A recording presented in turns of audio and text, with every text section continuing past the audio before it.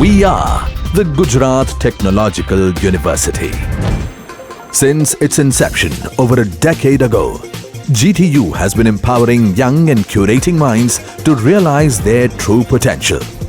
Over 4 lakh inspired students are enrolled with one of the premier academic universities in India. With more than 450 affiliated colleges in its fold operating across 5 zones of the state, GTU, the International Innovative University, your place to move forward.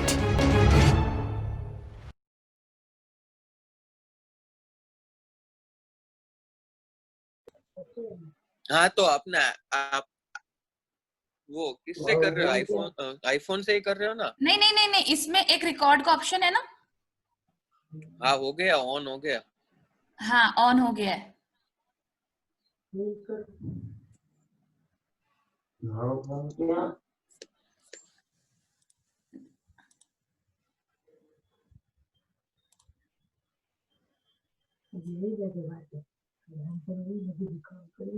अभी किससे आवाजें आ रही हैं? Please सब लोग जब तक कोई क्वेश्चन ना पूछना प्लीज म्यूट करके रखो। सबको सुन रहे हैं ना ग्रुप में? कोई ऐसा तो नहीं है अब नहीं?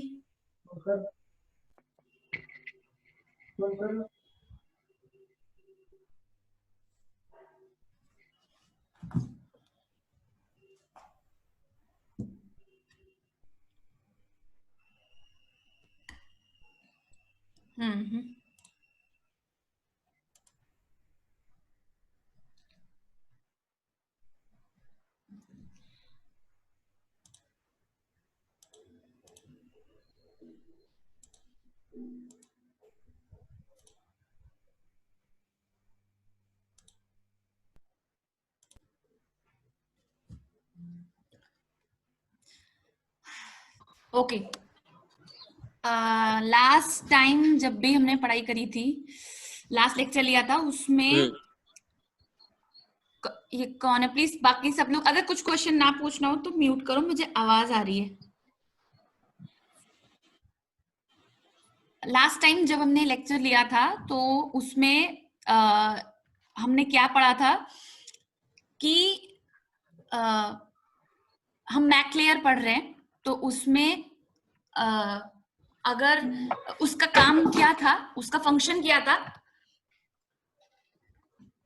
आई होप सबको मेरी आवाज आ रही होगी। अगर कोई है तो प्लीज ग्रुप में डाल दो या फिर कुछ ऐसे। कोई सब तुम्हारे सारे ग्रुप के फ्रेंड्स सारे जितने भी है सब आपस में ज्वाइन हो चुके हो ना? कोई बचा तो नहीं है ना? Should I start? अभी सब म्यूट हो सकते हैं। कर दो।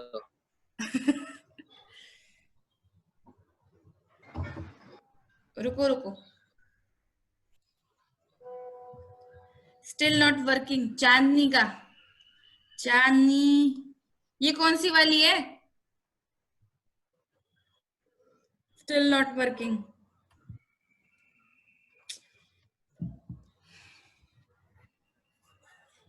उसके में ही कुछ फिर प्रॉब्लम होगी क्योंकि बाकी सब तो सुन रहे हैं।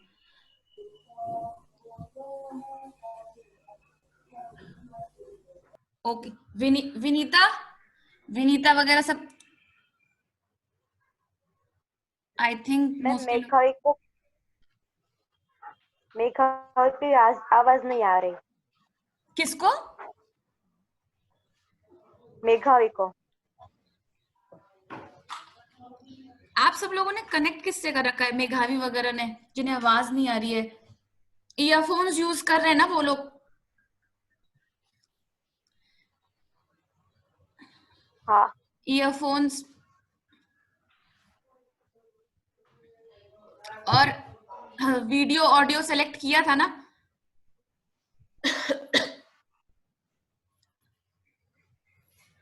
ओ मैम स्टार्ट कर दो ना, फिर इसमें बैटरी चली जाएगी। ठीक है चलो, एक तो सही मैं स्टार्ट कर रही हूँ। मैंने रिकॉर्डिंग स्टार्ट कर दी है। लास्ट टाइम जब हमने क्लास ली थी तो उसमें हम पढ़ रहे थे मैक लेयर के फंक्शंस जो थे उसमें सबसे इंपॉर्टेंट उसका फंक्शन ये था कि अगर कोई मीडियम मल्टीपल स्टेशंस यूज करना चाहते हैं फॉर ट्रांसमिशन तो मैक लेयर का ही काम होता था. MAC layer first of all is a sub layer, not a layer. तो उसका ही काम था टू सी कि मल्टीपल स्टेशंस इजीली ट्रांसमिशन कर पा रहे हैं. तो उसमें बहुत सारे प्रोटोकॉल्स थे जो हमने सबने पढ़े थे. मोस्टली ये जो कंटेंशन, जो मैंने पहले भी बोला है कि मेरी स्लाइड में जो भी बोल्ड मार्क से मैंने हाईलाइट किए हुए वर्ड्स, वो प्रॉपर एक डेफिनेशन के फॉर्म में आ सकते हैं. मैंने आपके पिछले एग्जाम्स के क्वेश्चंस देखे हुए हैं. तो जैसे आपसे क्वेश्चन पूछ सकते हैं कि व्हाट इज कंटेंशन, तो यू शुड नो. अभी कंटेंशन बार बार यूज आएगा तो मैं एक बार और बताती हूँ. कंटेंशन मीन्स किसी तरीके का टेंशन होना. फॉर एग्जाम्पल, मतलब अगर मीडियम है तो मल्टीपल स्टेशंस उसको यूज करना चाहते हैं, तो उनके बीच में कंपटीशन है कि कौन पहले सेंड करेगा और कोलिजन ना हो. तो दैट इज कंटेंशन. अब इस कंटेंशन को रोकने के लिए बहुत सारे प्रोटोकॉल्स थे. कुछ कुछ हमने पढ़ लिए हैं. ये मैंने पढ़ा दिया था, बिटमैप प्रोटोकॉल. लास्ट में मेरा यही हुआ था, टोकन पासिंग और बाइनरी काउंटडाउन. 3 तरीके के कोलिजन अवॉइड करने के तरीके थे, टोटली अवॉइड. अब वी स्टार्ट फ्रॉम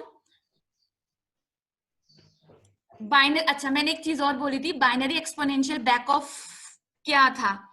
तो इसके बारे में एक बार ब्रीफ वापस में बताती हूँ कि ये क्वेश्चन मुझे लगता है इस बार जरूर आएगा. Binary exponential back off algorithm, इसके कुछ पॉइंट्स जैसे सेंडर सेंड्स फ्रेम और data immediately with idle channel.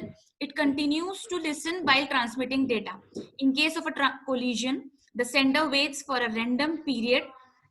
In case they collide again, the interval is just doubled every time it experiences a collision. Previously हमने अगर ध्यान दिया हो तो वो फ्लो चार्ट में भी ऐसे ही था कि अगर कोई स्टेशन ट्रांसमिशन करना चाहता है किसी पैकेट का, तो वो सबसे पहले यही देखता है कि मीडियम फ्री है कि नहीं है.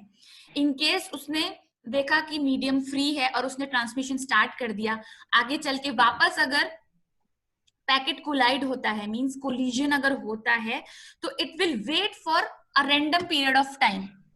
तो ये जो वेट करने का जो टाइम पीरियड है, उस टाइम को हम बैक ऑफ टाइम बोलते हैं. ये पहले भी फ्लो चार्ट्स वगैरह में मैंने दिखाया था बैक ऑफ टाइम क्या होता है. तो ये वही चीज है कि अगर कोलिजन, अगर इस डायग्राम के थ्रू हम देखें, ए और बी दोनों ट्रांसमिशन के लिए रेडी है. उन दोनों ने एक ही टाइम पे ये देखा कि मीडियम फ्री है फॉर ट्रांसमिशन, तो दोनों ने एक ही टाइम पे ट्रांसमिशन स्टार्ट कर दिया. लेकिन अगर एक टाइम पे ट्रांसमिट करेंगे तो एक टाइम पे वो कोलाइड, उनका पैकेट कोलाइड जरूर होगा. तो then both station A and B will detect collision. A और बी दोनों को कोलिजन पता चलेगा and they will wait for a random time of back off time उसे बोलते हैं. कुछ टाइम के लिए वो वेट करेंगे. वेट किसके लिए? For retransmission. वापस वो रीट्रांसमिट करेंगे पैकेट को एट अ रैंडम टाइम. वो टाइम को हम back of, binary exponential back off time बोलते हैं.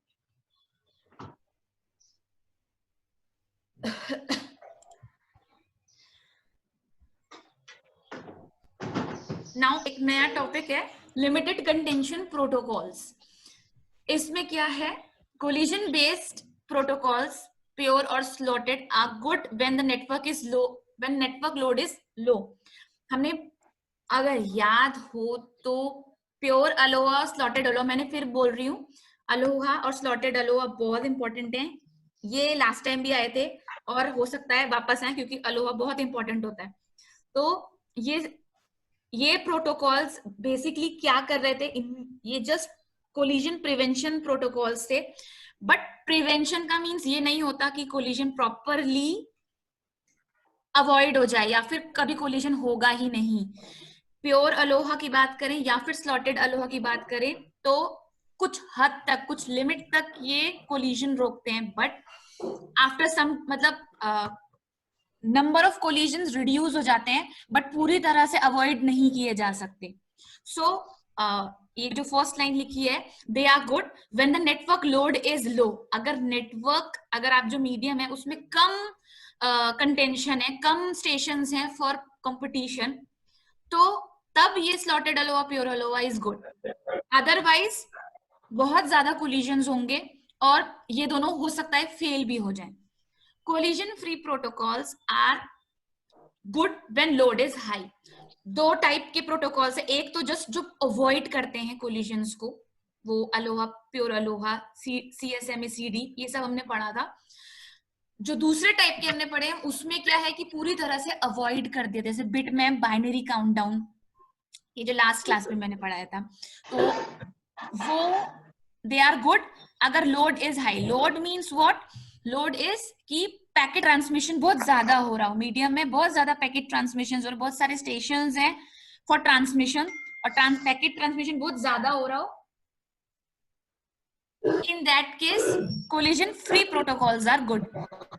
तो इस पूरे यूनिट में मोस्टली हमको दो टाइप के कोलिजन प्रोटोकॉल्स पता चले, एक तो जो कोलिजन बेस्ड है और दूसरे कोलिजन फ्री प्रोटोकॉल है। अब एक नए तरीके के आते हैं जो इन दोनों के ही एडवांटेजेस को कंबाइन करके वी विल सी के और अच्छा आउटकम हमको मिले। जैसे limited contention protocols are the media access control protocols, मतलब मैक के प्रोटोकॉल्स हैं ये, that combines the advantage of collision based and collision free protocol. Means इनका क्या काम है, जो अब हम नए पढ़ने वाले हैं उनमें बेसिकली क्या होगा, अगर वो डायनेमिक होंगे, dynamic means change according to the situation. अगर लोड नेटवर्क में कम है तो स्लॉटेड अलोहा की तरह काम करो, और अगर जैसे ही लोड बढ़ जाए तो फिर हम बिटमैप प्रोटोकॉल्स की तरह काम करेंगे, जो हाई और हेवी लोड्स के टाइम पे हेल्पफुल होते हैं। तो ये दोनों टाइप के एडवांटेजेस को यूज करेंगे। अभी कैसे? Working principle, limited contention protocols divide the contention station into groups which may or may not be disjoint। अभी हम कुछ और अलग अलग टाइप के प्रोटोकॉल्स देखेंगे, तो उसमें आपको पता चलेगा कि कैसे प्रॉपर हम स्लॉट्स, जैसे स्लॉटेड अलोहा में था उसमें हम टाइम को स्लॉट्स में डिवाइड करते हैं, तो ऐसा कुछ स्लॉट्स में भी डिवाइड किए जाएंगे कि स्टेशन, पर्टिकुलर स्टेशन अपने ही स्लॉट पे ट्रांसमिशन करे।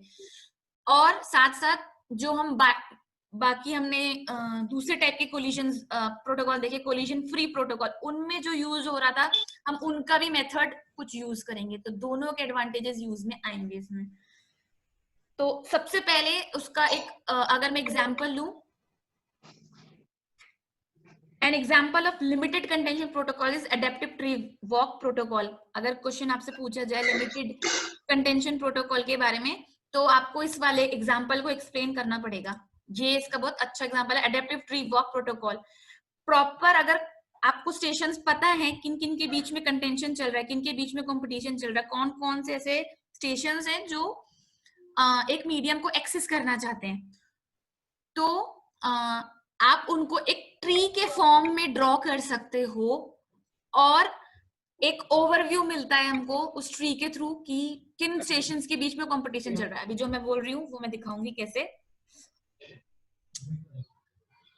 is a technique, adaptive tree walk protocol is a technique for transmitting data over shared channels that combine the advantage of both partition the group of station and limit the contention for each slot। ठीक है,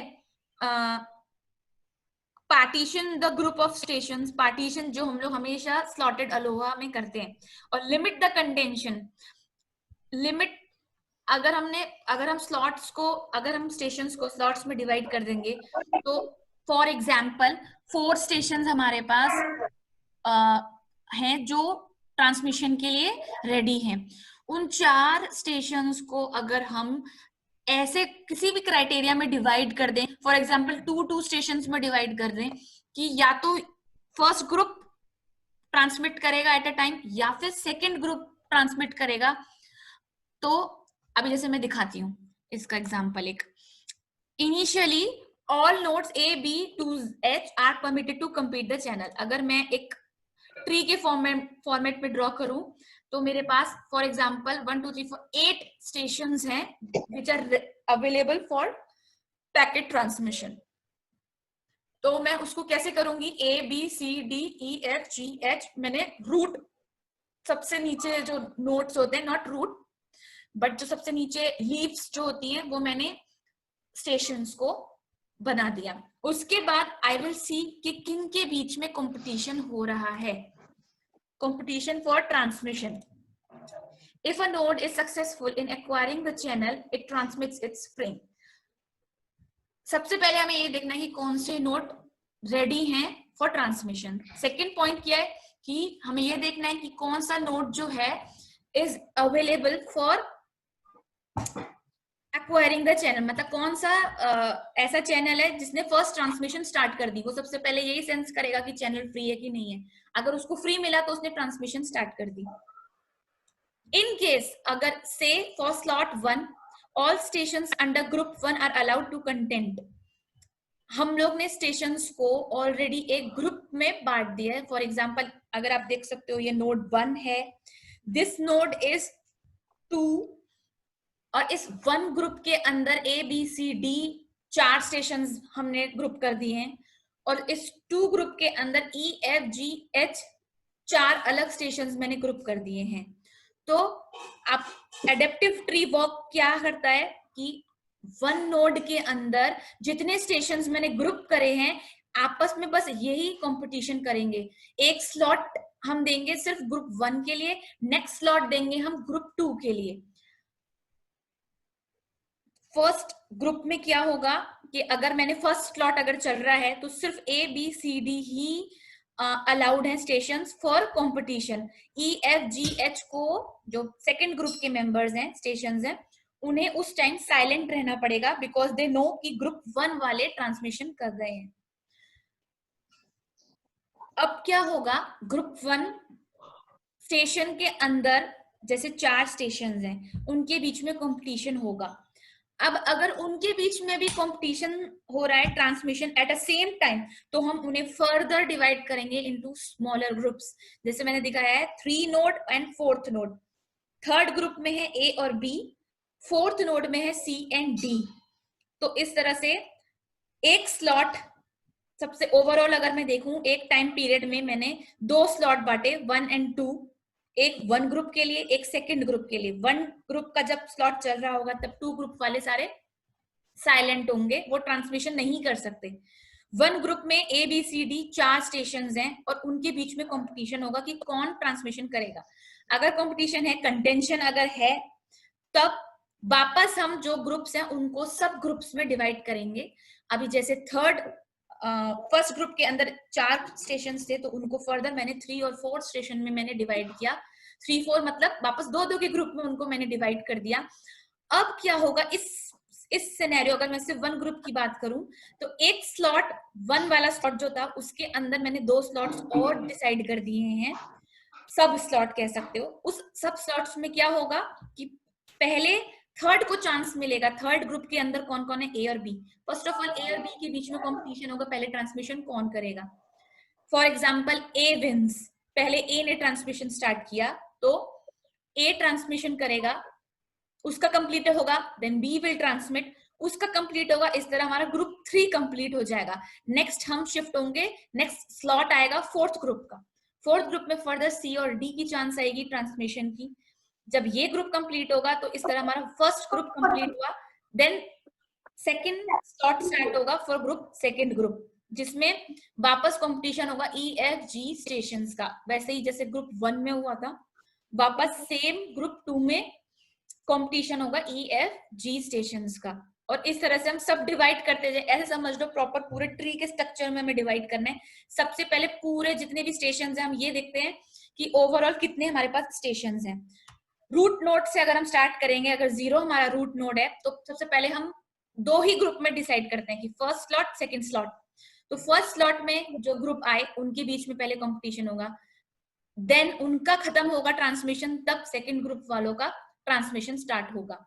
with in the group अगर मैं बात करूं, अगर मैं first group के अंदर की बात करूं, और अगर मैं देखना चाहती हूँ कि फर्स्ट ग्रुप के अंदर ट्रांसमिशन कैसे हो रहा है, तो उधर भी मैंने वैसे ही किया कि 1 को मैंने रूट नोड बना दिया और उसके फर्दर 2 स्लॉट्स मैंने निकाले, 3 और 4, 2 स्लॉट्स में उसको डिवाइड कर दिया। पहले फर्स्ट स्लॉट की चांस आएगी, देन सेकंड स्लॉट की चांस आएगी। फर्स्ट स्लॉट में है ग्रुप 3, ये जो 3, 1, 2, 4 जो नाम लिखे हैं ये ग्रुप के नेम है एक्चुअली। तो अगर थर्ड ग्रुप की मैं बात करूं तो थर्ड ग्रुप में ए और बी है।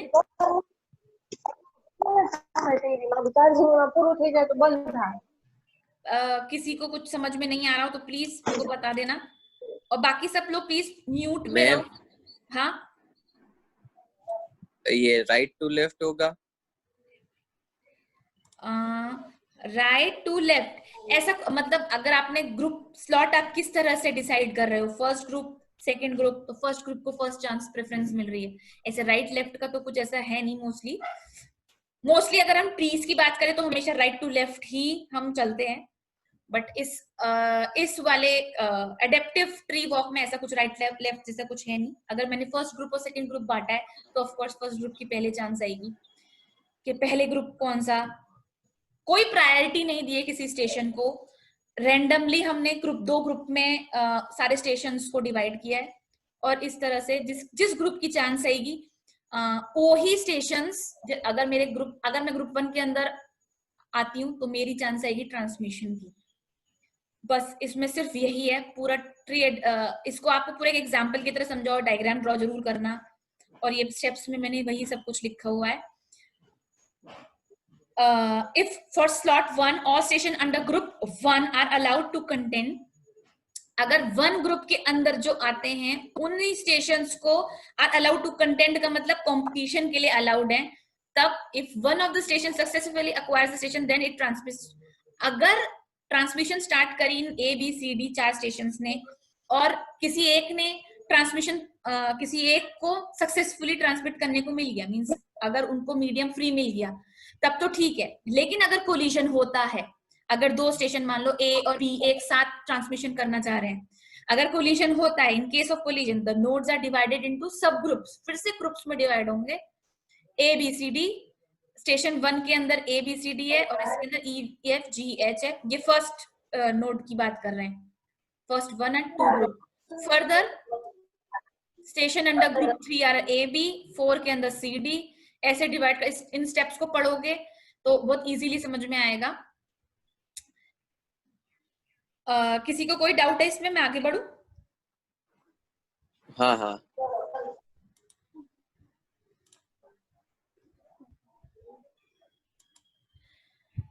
ओके, अब अभी तक हम सारे कोलिजन प्रोटोकॉल्स देख रहे थे, कोलिजन कैसे रोकें वगैरह वगैरह।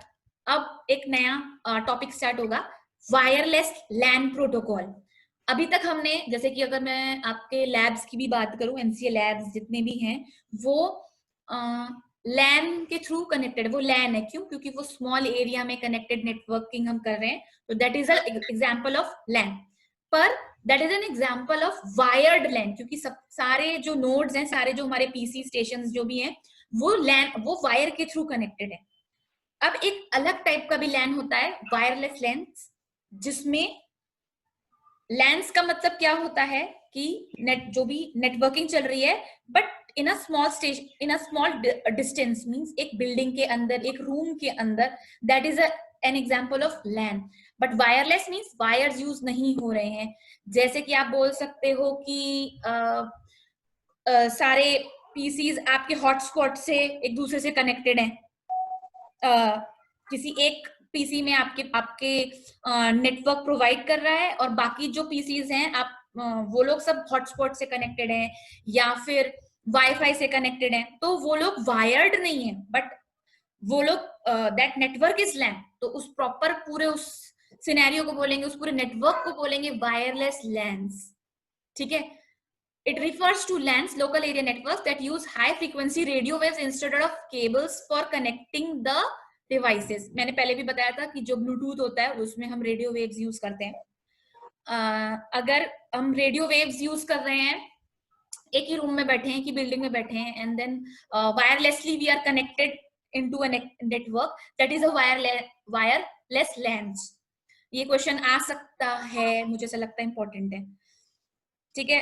Users connected by, it is done with a set of laptops and other wireless devices communicating by radio signals. Please अगर एग्जाम में आए तो वायरलेस लैंस तो एक्सप्लेन आप कर दोगे, लेकिन प्लीज ये रेडियो सिग्नल्स लिखना मत भूलना, बिकॉज दिस इज इंपॉर्टेंट कि अगर वायर्ड से कनेक्टेड नहीं है तो कौन से मैंने बताया था इलेक्ट्रोमैग्नेटिक सिग्नल्स होते हैं बहुत सारे, स्पेक्ट्रम है बहुत सारा, तो उसमें रेडियो सिग्नल्स ही इसमें यूज होते हैं. Users connected by WLANs can move around with the area of network. It means portable है. सारे devices अगर wirelessly connected है तो they are portable. Excuse me. Most WLANs are based upon standard. अच्छा, ये बहुत important है. हाँ जी, जीत. ये वायरलेस लैन है,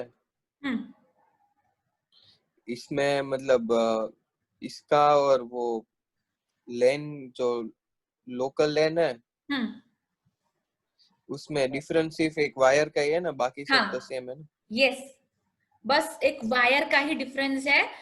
मींस लैन हम किसे बोलते हैं, लोकल एरिया नेटवर्क किसे बोलते हैं. कोई अगर हम नेटवर्किंग करें, हम लोग आपस में सारे पीसीज या डिवाइसेस कनेक्टेड हैं थ्रू अ वायर, तो दैट इज अ लैन. पर अगर कोई वायर यूज नहीं हो रहा है तो उसको उसके आगे बस एक वायरलेस लगा दिया है कि वायरलेसली वी आर कनेक्टेड, तो that is wireless LAN network. ठीक है, ओके, वो लिख लेंगे, याद रहेगा.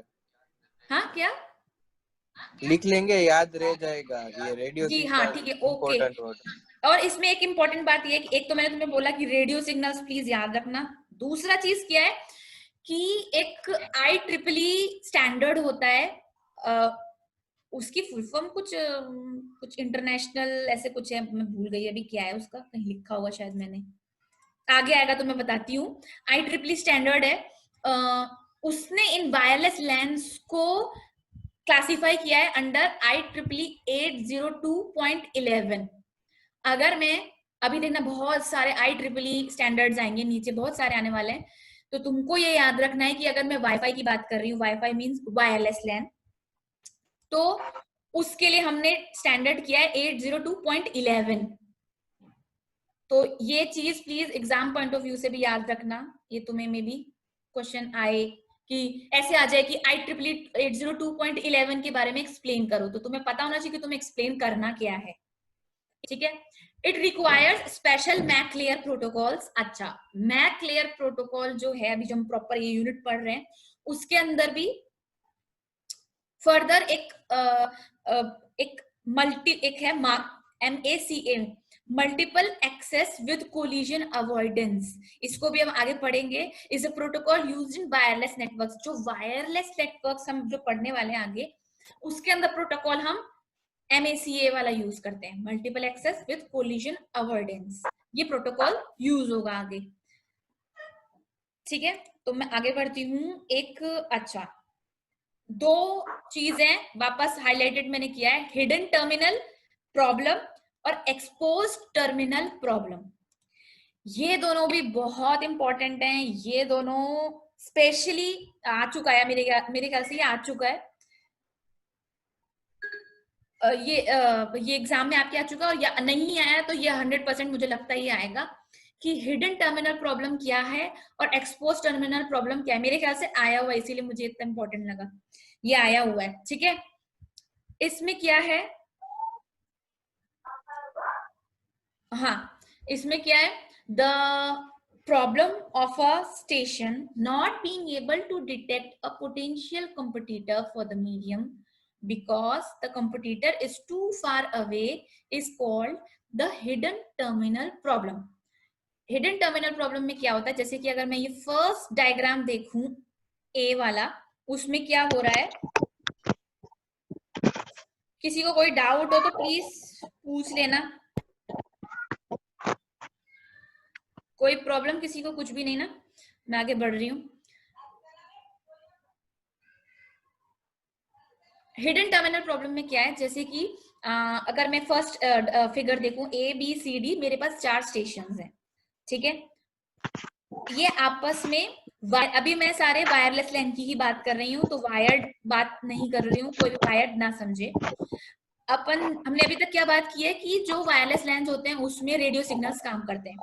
और अगर तुम लोग को याद हो तो जब मैं रेडियो सिग्नल्स के बारे में तुम्हें बता रही थी तो मैंने तुम्हें ये भी बताया था कि रेडियो सिग्नल्स जो होते हैं वो यूनी डायरेक्शनल नहीं होते हैं, मतलब एक डायरेक्शन पे वर्क नहीं करते हैं, वो हर तरीके से हर डायरेक्शन पे वर्क करते हैं। जैसे कि अगर मैं ए की बात करूं तो वो सिग्नल, अगर उसको बी को कोई सिग्नल भेजना है, ए स्टेशन है, बी स्टेशन है, ए को अगर बी को कोई सिग्नल भेजना है तो वो सीधा, वायर्ड में क्या होता है, वायर कनेक्टेड होता है ए टू बी, तो ए से सारे सिग्नल बी को जाते हैं। पर यहाँ पे ऐसा